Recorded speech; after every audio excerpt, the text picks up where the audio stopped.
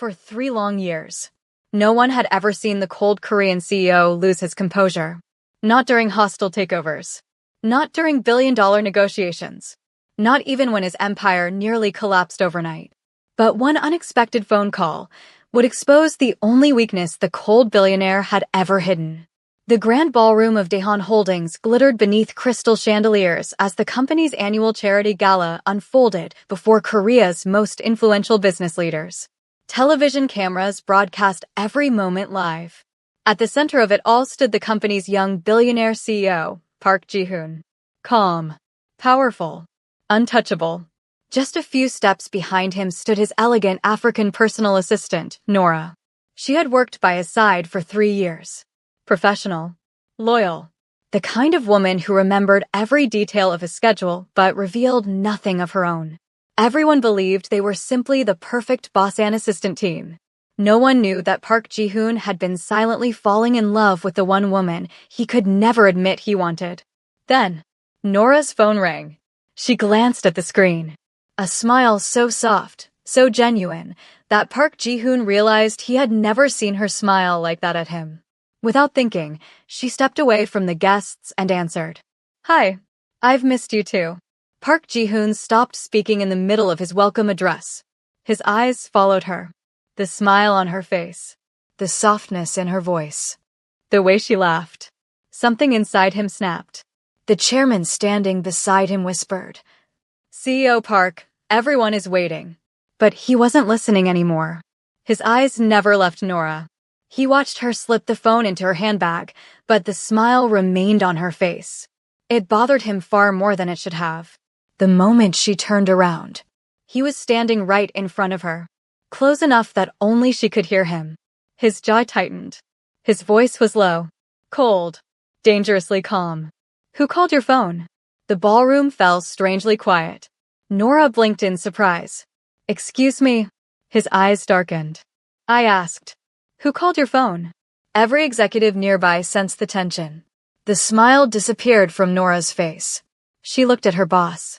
The controlled, precise, legendarily unreadable man. "It was a personal call, sir." She met his gaze without flinching. "With all due respect, my personal calls are not part of my job." For the first time in his life, someone had told Park Ji-hoon no. His expression darkened. The billionaire took one slow step closer. For the first time in 3 years, the cold CEO had completely lost control of his emotions. Then a tall, handsome man walked into the ballroom carrying a bouquet of white lilies. His eyes searched the room until they found Nora. He smiled. "I've been looking everywhere for you." The entire hall watched as he gently handed her the flowers. Park Ji-hoon's fingers tightened around the microphone until his knuckles turned white. He had faced ruthless competitors, but nothing had ever made his heart burn with jealousy like watching another man smile at Nora. What Park Ji-hoon didn't know was that the mysterious caller wasn't Nora's boyfriend. He was the only witness to the promise she had made 5 years ago, the promise that had forced her to bury the greatest love of her life. But before we uncover the heartbreaking promise that turned one phone call into a battle for love, welcome to Untold Afro-Korean Stories channel. Take just 2 seconds to support the channel. If you're enjoying this story already, like this video, subscribe, and turn on the notification bell so you never miss another unforgettable Afro-Korean romance. And now, we want to hear from you. If you were Nora, would you tell your jealous boss who called your phone, or would you keep it a secret? Tell us your answer in the comments, and don't forget to let us know which country you're watching from. Now, let's go back 3 years. To the day an ordinary African woman walked into Daehan Holdings, never imagining she would become the only woman capable of making Korea's coldest billionaire jealous. 3 years earlier, Nora Mensah stood across the street from the towering headquarters of Daehan Holdings and took a slow, steady breath. The glass skyscraper stretched into Seoul's morning sky, reflecting the sunlight like polished crystal. To thousands of employees, it was simply another office building. To Nora, it represented her last chance. She tightened her grip on the leather portfolio tucked beneath her arm. Inside were 12 carefully organized pages, her resume, academic transcripts, recommendation letters, and certificates. Everything she had worked for. Everything she hoped would finally open a door. Before crossing the street, she closed her eyes for a brief moment. Her late mother's voice echoed in her heart, as clearly as if she were standing beside her. Never allow anyone to decide your worth before you've had the chance to show them who you are. Those words had carried her through every disappointment, every rejection, every lonely night in a country that still felt unfamiliar. Nora was 23 years old. She had left Accra, Ghana, with dreams bigger than fear. After years of studying, she graduated at the top of her class with a master's degree in international business from one of Seoul's respected universities. Her professors admired her discipline. Her classmates respected her intelligence. Several even predicted she would become one of the brightest young executives of her generation. Reality had been far less encouraging. One interview after another had ended exactly the same way. "We'll contact you." No one ever did. Sometimes the rejection arrived by email. Most times, it never arrived at all. Her savings were disappearing. Rent was due in less than 2 weeks. She had already begun calculating how long she could survive if she skipped breakfast every day. Failure was becoming expensive. Looking up at the Daehan Holdings logo, she whispered quietly, "God, I don't need everything today. I only need one opportunity. I'll do the rest." She smiled to herself, then squared her shoulders and walked through the revolving doors. The lobby stole her breath. White marble floors stretched beneath enormous crystal chandeliers. Floor-to-ceiling glass walls overlooked the Han River. Employees moved with quiet confidence, each carrying themselves with the calm professionalism expected inside one of Korea's largest corporations. No one appeared rushed. No one appeared confused. Everyone seemed to belong. Nora adjusted the sleeves of her navy blue dress before approaching the reception desk. The receptionist looked up with a welcoming smile. "Good morning. How may I help you?" "My name is Nora Mensah. I have an interview for the executive personal assistant position." The receptionist typed quickly before nodding. "Welcome, Miss Mensah. The interview will be held on the 32nd floor." She handed Nora a visitor's pass. "The elevator is straight ahead." "Thank you." As the elevator doors closed, Nora finally allowed herself to exhale. The ride upward felt strangely symbolic. Floor after floor disappeared beneath her. When the elevator reached the 20th floor, the city unfolded outside the glass walls. Seoul stretched endlessly into the distance. Busy streets, towering buildings, thousands of lives unfolding all at once. Nora smiled softly. One day, she hoped to build a life here that truly felt like home. The executive waiting lounge was already crowded. Nearly 20 applicants sat quietly reviewing documents. Most wore expensive designer suits. Several discussed their previous experience working for CEOs and multinational companies. Their confidence filled the room. The moment Nora entered, conversation slowed. Several people looked up. One woman leaned toward the man beside her. "Is she here for the interview?" He shrugged. "I thought they wanted someone with executive experience." Another applicant glanced briefly at Nora before whispering, "Maybe she's applying for a different position." A young man chuckled under his breath. "Housekeeping, perhaps." A few people laughed quietly. Nora heard every word. She didn't react. Instead, she smiled politely, found an empty chair near the window, and sat down. Her mother had always said, "Never waste your energy trying to convince people who have already decided who you are. Use that energy to prove them wrong instead." Nora opened her notebook. Inside were handwritten notes about Daehan Holdings, its subsidiaries, its international expansion strategy, its recent acquisitions, its corporate philosophy. If she couldn't control people's assumptions, she could control how prepared she was. Several applicants noticed. One young woman frowned. "She's still studying?" Another replied, "Maybe she's nervous." Nora wasn't nervous. She was ready. Almost 30 minutes later, the human resources director stepped into the waiting room. He smiled politely. "Good morning, everyone. We'll conduct the interviews one candidate at a time. I appreciate your patience." The room immediately became tense. The first applicant disappeared into the conference room. 15 minutes later, he returned looking disappointed. The second emerged smiling. The third looked completely defeated. One by one, the candidates went in. One by one, they came back. Time seemed to slow. Finally, the HR director looked down at his list. Nora Mensah. She stood, smoothed the front of her jacket, picked up her portfolio, and walked confidently into the interview room. 5 senior executives sat behind a polished conference table. Their expressions were professional, measured, difficult to read. The HR director gestured toward the chair opposite them. Please have a seat. Thank you. After reviewing her resume for several moments, one executive adjusted his glasses. Miss Mensah, your academic achievements are impressive. Top of your class. Outstanding recommendations. He looked up. But one thing concerns us. You've never worked as an executive personal assistant. Nora nodded honestly. That's correct. Another executive folded his hands. Then why should we choose you over candidates with years of experience? For a brief moment, the room became completely silent. Nora smiled. Not arrogantly, confidently. Experience teaches people how things have always been done. She paused. I want to show you how they can be done better. Several executives exchanged surprised glances. One couldn't help smiling. The confidence in her answer wasn't boastful. It was thoughtful. Before anyone could ask the next question, the conference room doors suddenly opened. Every executive immediately rose to their feet. Good morning, CEO Park. Nora turned. And for the first time, she saw Park Ji-hoon. He entered without ceremony, carrying a thick stack of files beneath one arm. His tailored charcoal suit was immaculate. His expression remained calm, unreadable. He acknowledged no one. At 30 years old, he had already become one of Korea's youngest billionaire CEOs. Business magazines called him a genius. His competitors called him ruthless. His employees simply called him demanding.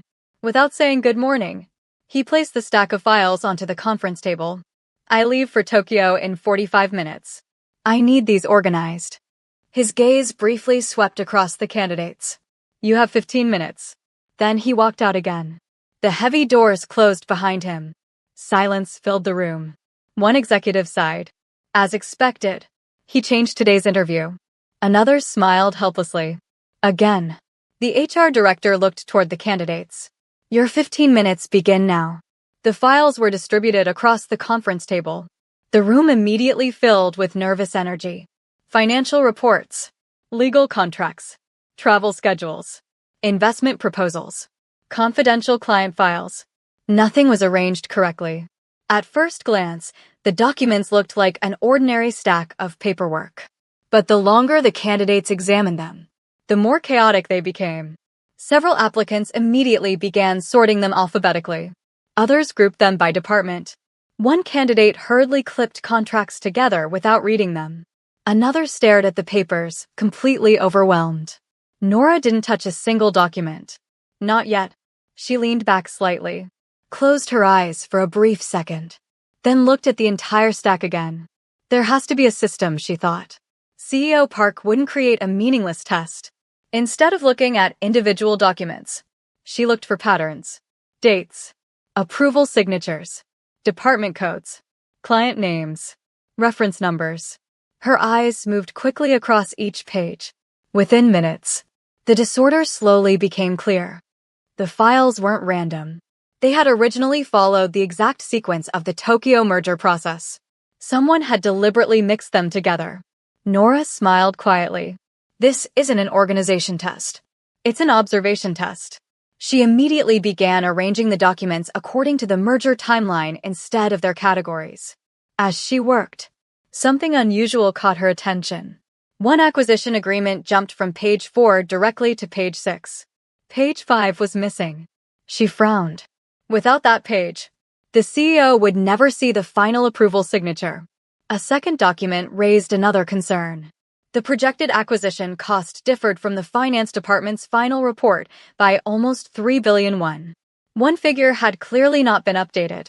If approved, the company could enter negotiations using incorrect financial information.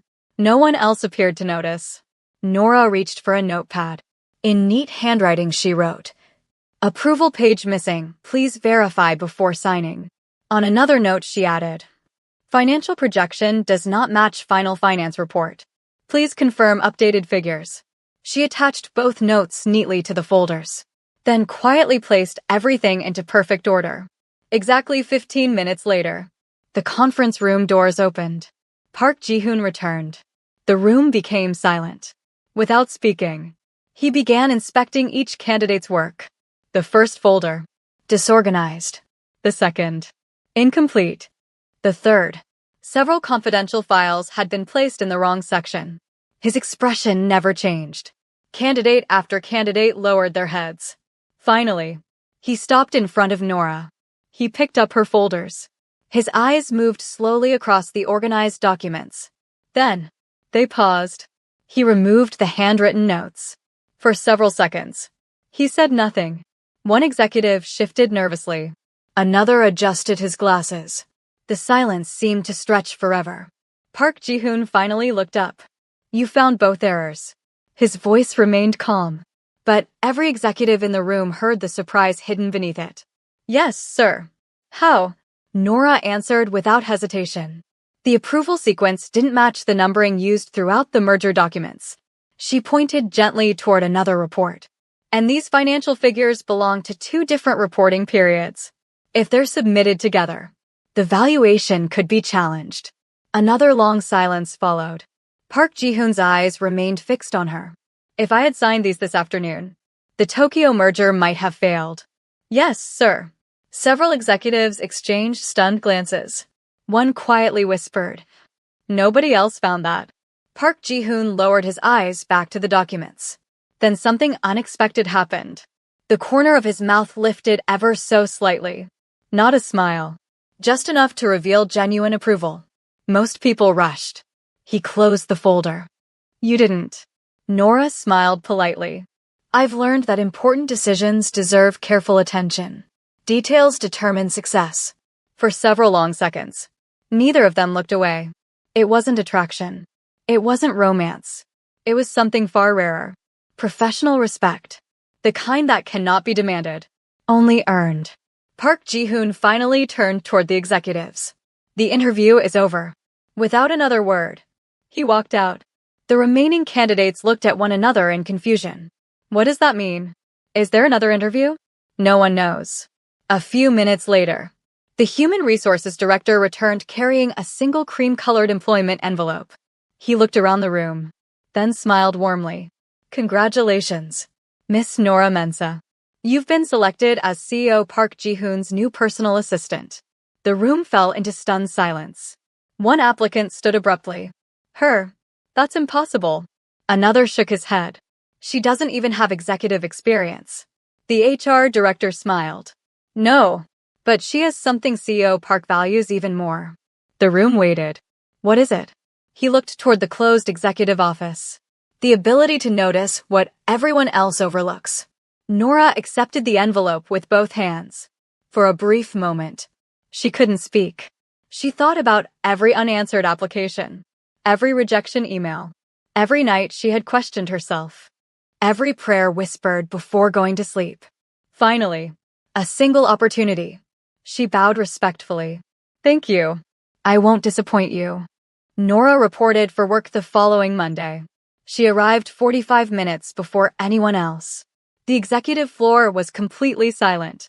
She unlocked her office, reviewed the CEO's calendar, confirmed every international meeting, checked the weather in Tokyo, verified airport traffic, rearranged 2 appointments after learning one overseas flight had been delayed. She prepared every meeting file in chronological order. Each folder was color-coded.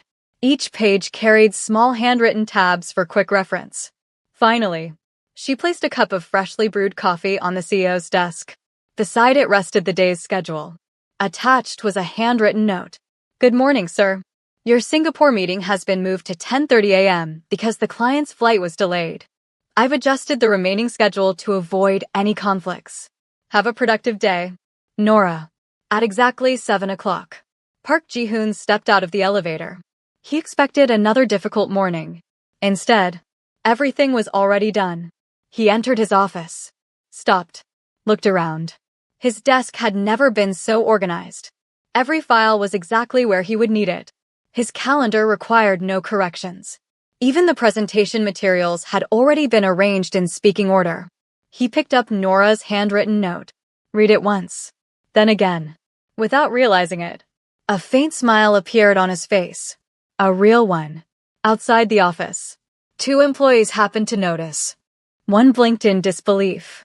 Did the CEO just smile? His colleague looked toward the office door. I've worked here for 4 years. I didn't think he knew how. The receptionist laughed quietly. Maybe the new assistant is different. Not far away. Nora simply continued organizing the day's correspondence. She had no idea people were already talking about her. To her, she was simply doing the job she had been trusted to do. Every morning, Nora arrived before sunrise. Long before the executive elevators became busy. Long before the first emails appeared. Long before the city of Seoul fully woke up. She reviewed the CEO's schedule twice. Confirmed every international meeting. Called overseas partners before their business day began. Checked traffic reports. Monitored flight changes. Read every briefing document herself instead of relying on summaries. She believed preparation prevented panic. It became her quiet philosophy. One Tuesday morning, Park Ji-hoon stepped out of the elevator carrying a thick folder of contracts. Nora. She immediately looked up. Yes, sir. The legal team just informed me that our Singapore investors landed almost 2 hours early. I need the executive conference room ready within 30 minutes. Nora smiled politely. It's already prepared, sir. He stopped walking. What? Their executive assistant emailed me just after midnight. They changed to an earlier flight. I adjusted today's schedule before coming to work. She handed him a revised itinerary. The interpreters are already upstairs. The contracts have been translated into English and Korean. I also changed lunch because one of their directors has a seafood allergy. For several seconds, Park Ji-hoon simply stared at her. He slowly looked down at the itinerary.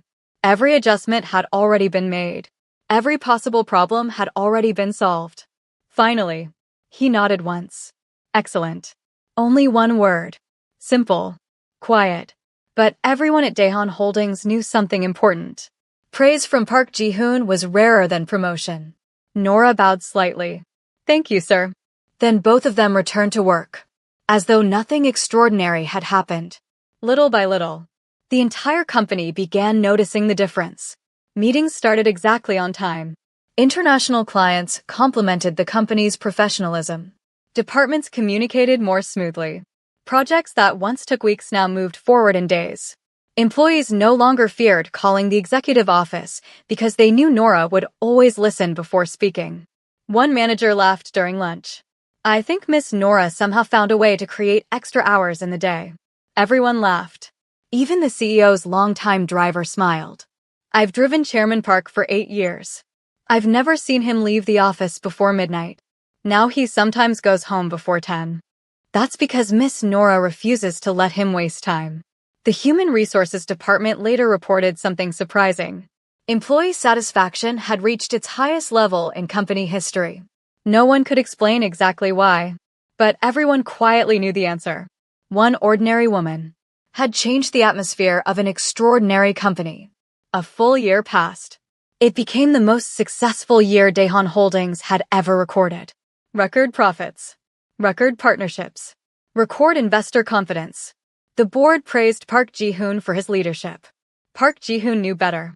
Behind every successful meeting, behind every flawless presentation, behind every carefully planned business trip, was Nora. She never sought recognition, never interrupted, never tried to impress anyone. She simply made everyone around her better. She translated more than languages. She translated cultures. When Korean executives spoke with careful politeness, she understood what they truly meant.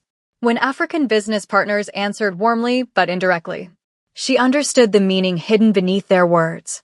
Many negotiations succeeded because Nora prevented misunderstandings before they could become conflicts. She also understood something even more important. Park Ji-hoon's energy. She knew which meetings exhausted him, which clients demanded too much, which conversations left him unusually quiet. Without asking permission, she quietly reorganized his schedule so the difficult meetings were balanced with easier ones. He worked less, yet accomplished more. Park Ji-hoon had never worked beside someone whose greatest talent was making everyone else perform at their best. At first, he told himself his feelings were nothing more than professional admiration. She was simply exceptional. Nothing more. He repeated those words countless times, until he almost believed them. Then came the Singapore summit. 6 months earlier, they had spent the entire day preparing the presentation that would decide the largest partnership in Daehan Holdings history. The meeting finally ended after 2 o'clock in the morning. The building had become silent. Cleaning staff quietly moved through empty hallways. Only one conference room still had its lights on. Nora had fallen asleep. Her laptop remained open. One hand still rested beside unfinished financial reports. A pencil lay loosely between her fingers. Park Ji-hoon looked across the table. For the first time, he wasn't looking at his personal assistant. He was simply looking at Nora.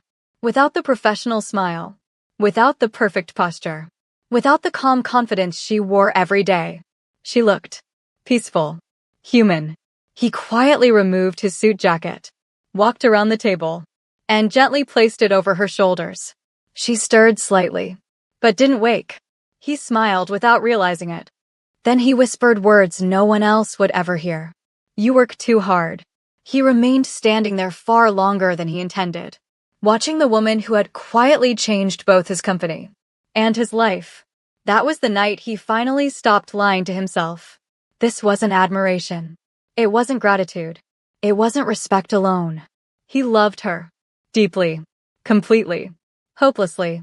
And that realization frightened him more than any business crisis he had ever faced. Because he was her CEO.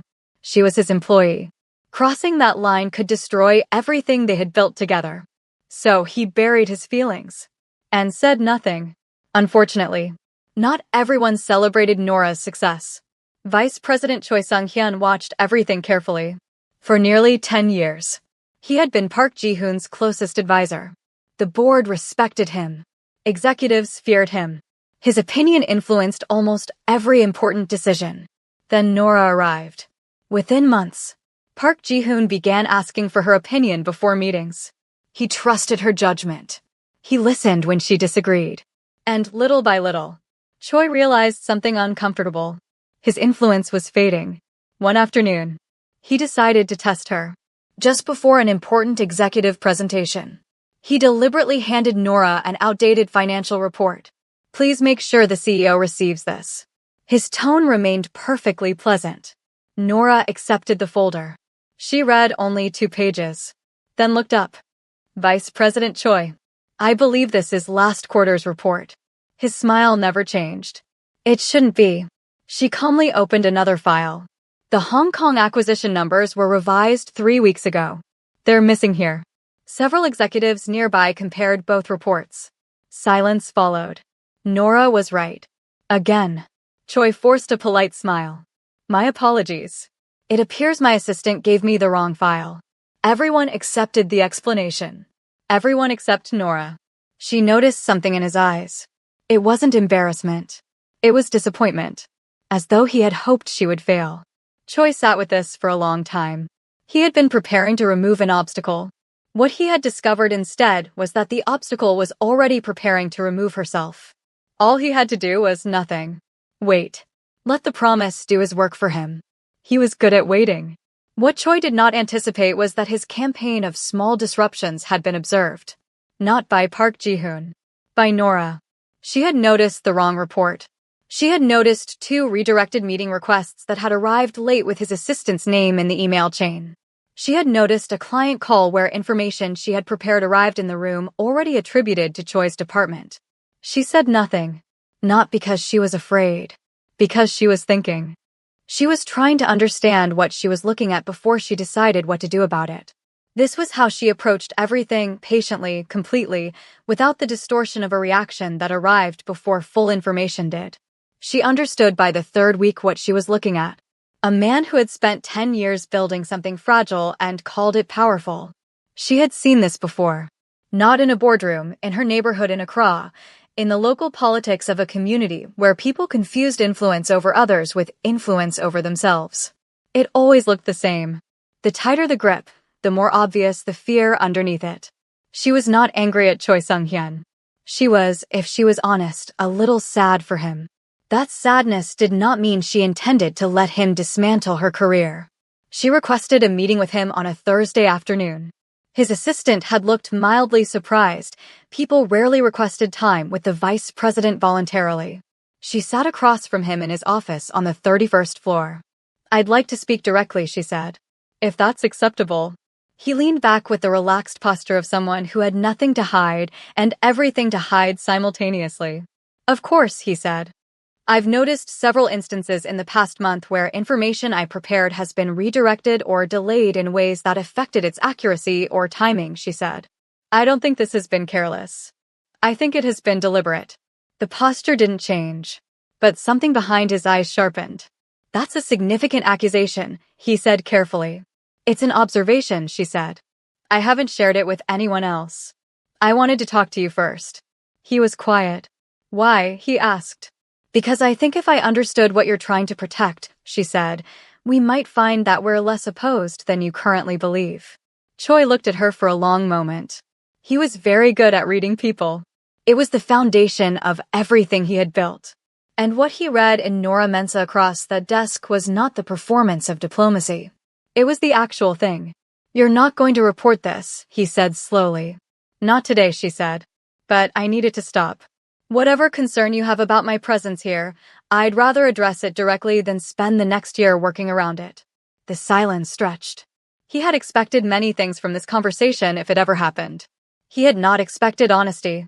"You've changed things," he said finally. "You've changed him." "He was already changing," she said. "I think I gave him someone to be consistent in front of." Choi considered that. "He listens to you more than he has ever listened to me," he said. "He trusts what I tell him because I only tell him what's true," she said, "including the things that are uncomfortable." Another long silence. "I've been here 10 years," he said. "Not with pride. With something more complicated." "I know," she said. "And there is a version of the next 10 years where the things you've built are genuinely valuable to this company. That version requires you to stop protecting your position and start protecting the institution." She paused. "Those are different things. You know they're different things." He looked at her. This was not the conversation he had planned. He was not a man who let conversations go in directions he hadn't planned. And yet here he was.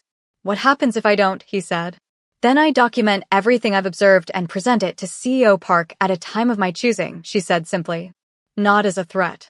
As the accurate reporting of relevant information that my role requires me to provide."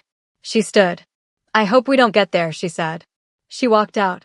Choi sat in his office for a long time after she left. He was not reformed. He was not suddenly a different man.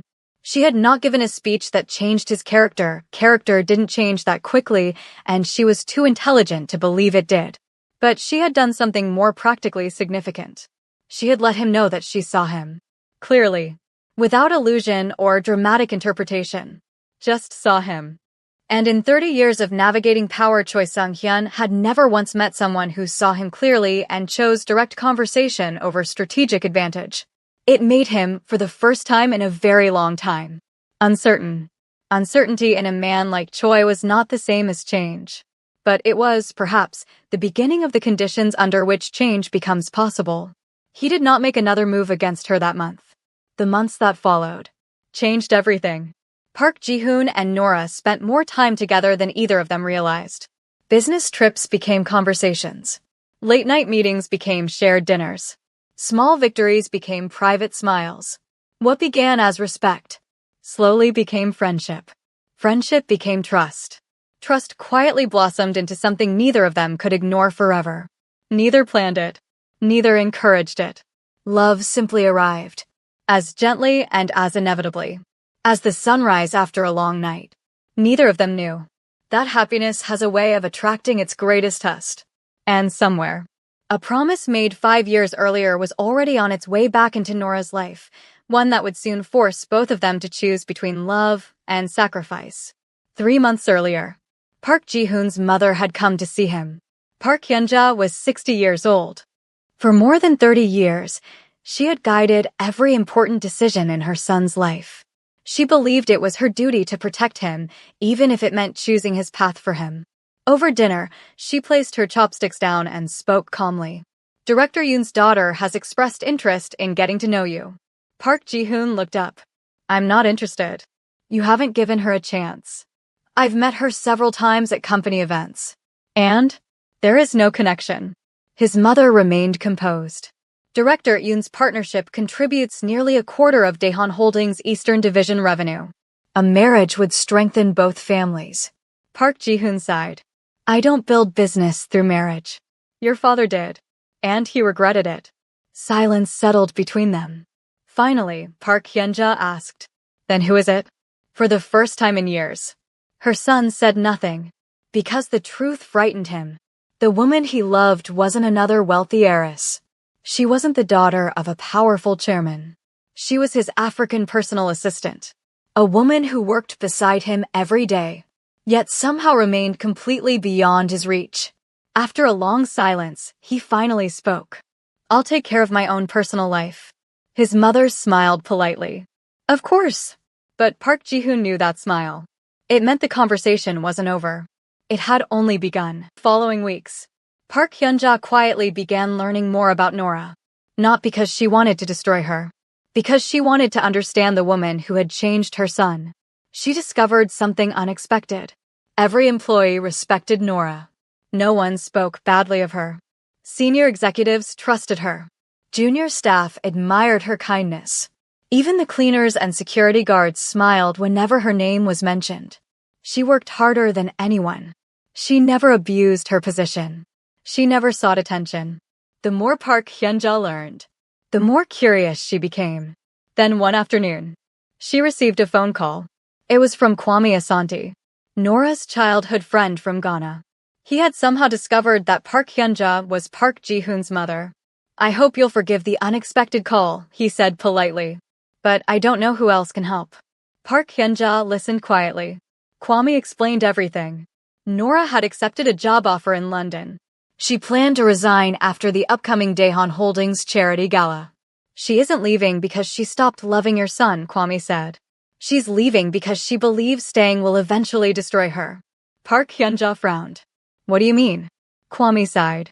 When Nora's mother was dying, she made Nora promise never to lose herself loving a man who loved his work more than his family.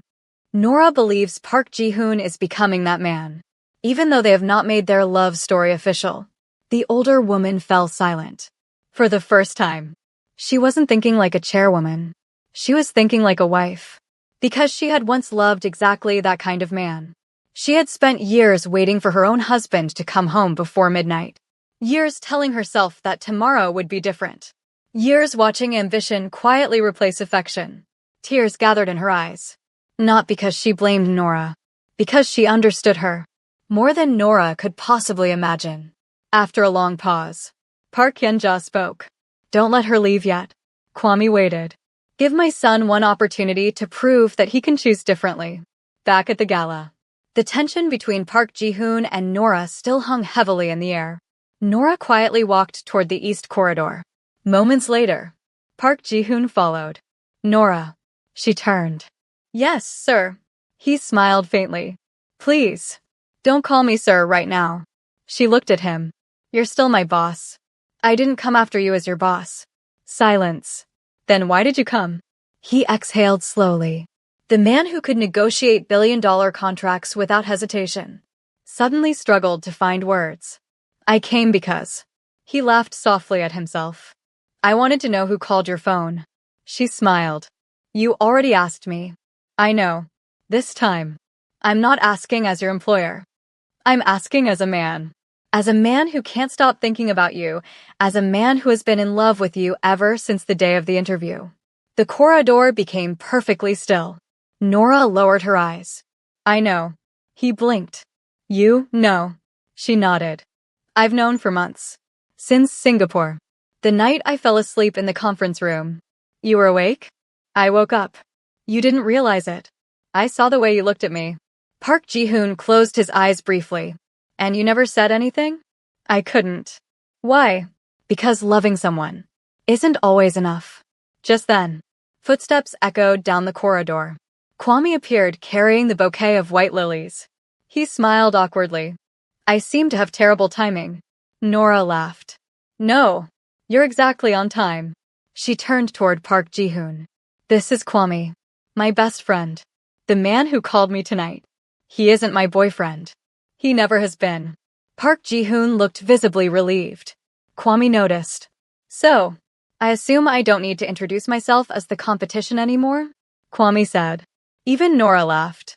The tension eased. Then she looked back at Park Ji-hoon. There is something you deserve to know. She told him everything. About her father. About her mother's quiet suffering. About the promise she made beside her mother's hospital bed. I promised I would never lose myself loving someone who never had time for me. She looked directly into his eyes. For 3 years. I watched you choose work over everything else. I loved you anyway. And that frightened me. So I decided to leave. I accepted a position in London. Park Ji-hoon stood silently. Every word pierced his heart. Finally, he asked. You made that decision. Without telling me? She nodded. I thought it was the only way to protect myself. He looked down, then spoke honestly. I've spent years making decisions for everyone around me. I thought efficiency was leadership, but I never stopped to ask how those decisions made other people feel. He met her eyes. You've shown me something I never wanted to admit. I've been succeeding at work, while failing at life. He stepped closer. I'm not asking you to believe my words. I'm asking you to watch my actions. Give me the opportunity to become the man your mother would have trusted. Silence filled the corridor. Kwame finally spoke. She's heard beautiful promises before. What she needs is proof. Park Ji-hoon nodded immediately. Then I'll prove it. Nora looked at him. What would that proof look like? He smiled. You tell me. She thought carefully. It looks like a man who remembers that home is just as important as the office. It looks like a man who asks before deciding. It looks like someone who tells the truth even when it's uncomfortable. Park Ji-hoon never hesitated. I'll start tonight. A familiar voice interrupted them. I believe you already have. They turned. Park Hyun-ja stood quietly at the end of the corridor. She walked toward Nora. For several seconds, neither woman spoke. Then Park Hyun-ja bowed her head. A small bow, but sincere. I owe you an apology. Nora looked surprised. I judged you. Before I knew you, I thought you were a distraction. I was wrong. She smiled gently. You didn't distract my son. You reminded him how to live. Park Ji-hoon stared at his mother. He had never heard her apologize to anyone before. She turned toward him. And you. You've spent your whole life trying to become a great CEO. She smiled. Now, it's time to become a great man. For the first time in years, mother and son embraced. No words. Just understanding. Kwame cleared his throat dramatically. This is all very emotional. But I flew all the way from Accra. And the food inside that ballroom is getting cold. Everyone laughed. Even Park Hyun-ja. 30 minutes later, the four of them sat inside a small family restaurant across the street. There were no reporters. No shareholders. No cameras. No billion-dollar conversations. Only warm food. Laughter. And peace. Halfway through dinner, Park Ji-hoon checked his watch. 11:42 p.m. He smiled. I've never left a company gala this early. Nora smiled back. How does it feel? He looked around the table. His mother. Kwame. Nora. Then he answered honestly. It feels like I finally chose what truly matters. Silence settled over the little restaurant. The noise from the street outside faded into the background. Park Ji-hoon looked at Nora for a long moment. Then, he slowly stood. Everyone at the table looked up. Even Kwame stopped eating. Park Ji-hoon reached into the inside pocket of his suit jacket. Nora's eyes widened. Ji-hoon. He smiled softly.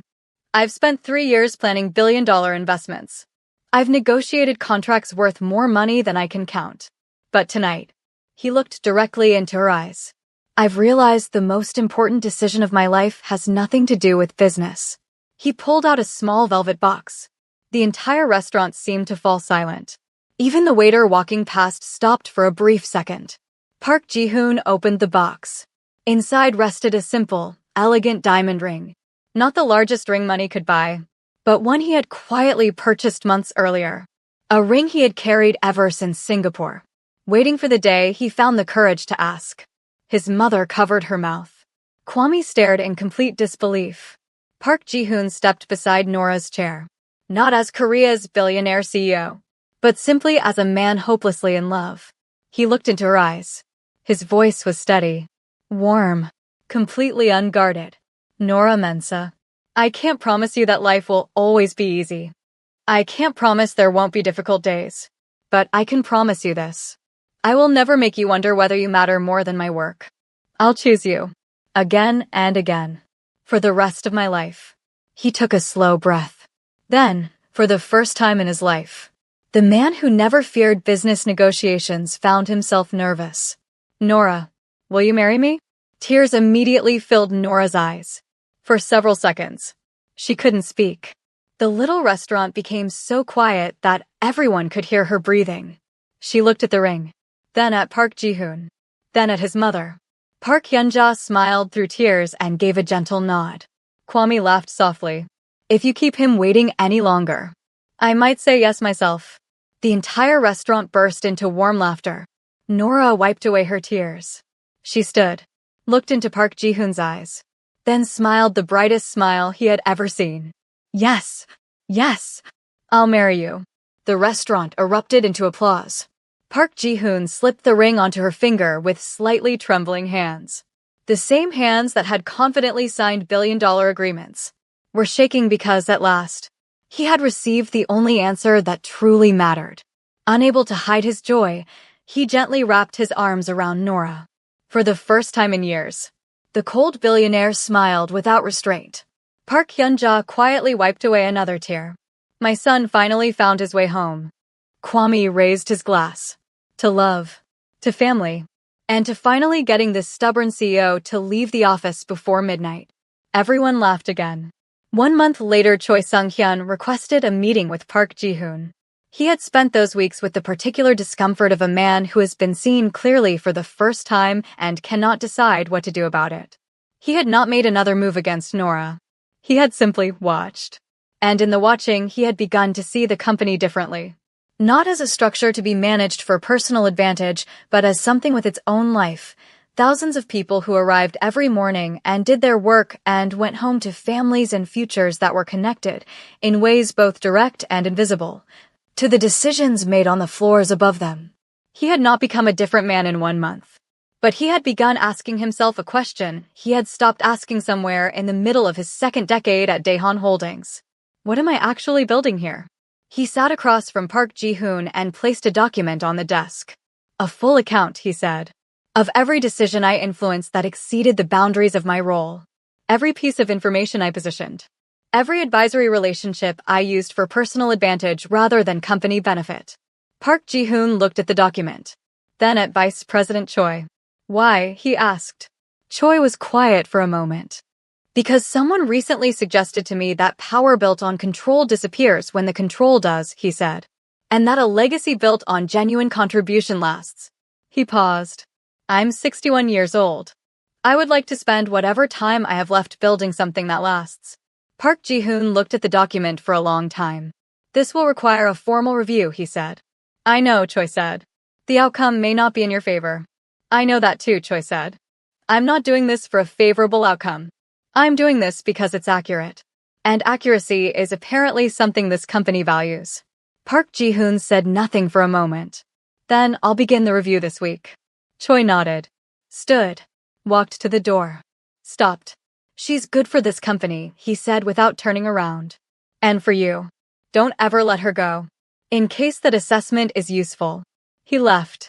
Park Ji-hoon sat at his desk for a moment. 3 months later, Daehan Holdings announced the most successful financial year in its history. Employees were happier. Work-life balance improved. Mentorship programs expanded across the company. Vice President Choi became one of the strongest supporters of the new company culture. Park Hyun-ja stepped away from controlling her son's personal life. Instead, she became Nora's greatest supporter. Kwame returned to Ghana with enough stories to tease Nora for the rest of her life. And every evening, long before midnight, Park Ji-hoon left the office. Not because anyone forced him to, but because someone was waiting for him at home. Sometimes, the greatest success isn't building a billion-dollar company. It's building a life worth coming home to. And Park Ji-hoon finally understood that love was never the obstacle to success. It was the reason success was worth having. If this story touched your heart, don't leave without sharing your thoughts. Tell us in the comments, at what moment did you realize Park Ji-hoon truly loved Nora? Was it when he followed her into the corridor, when he chose to leave the gala, or when he finally started going home before midnight? We read every comment, and we'd love to know which country you're watching from. Our Afro-Korean romance family keeps growing because of amazing viewers like you.